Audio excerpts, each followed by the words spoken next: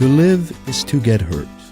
We have all been in situations that we felt that others did us wrong by their words, actions, or indifference, and situations in which we regret doing or saying things ourselves.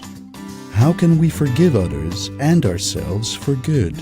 Is true reconciliation possible or necessary? And how does forgiving help us to lead happier and more peaceful lives? Forgiveness is the conscious, deliberate decision to let go of resentment or vengeance towards a person or group that harmed you.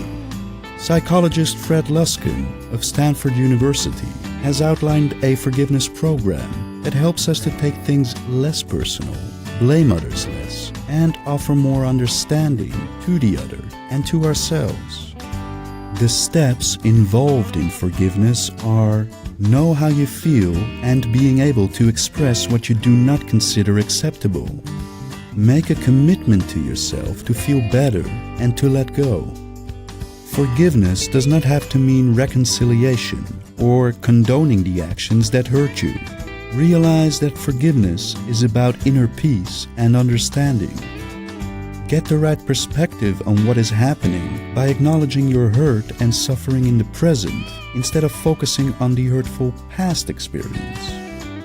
Practice stress management to soothe fight or flight reactions, for instance by doing mindful breathing exercises. Give up expecting things from life or from other people that they do not give you.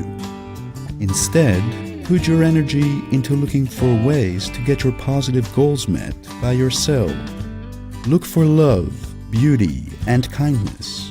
Focus on appreciating what you have instead of what you don't. Amend the way you look at your past.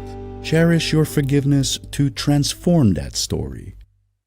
As we learn to forgive, we are less susceptible to stress, anger, and hurt. By gifting ourselves the practice of forgiveness, we can lead more loving, more compassionate, and ultimately happier lives.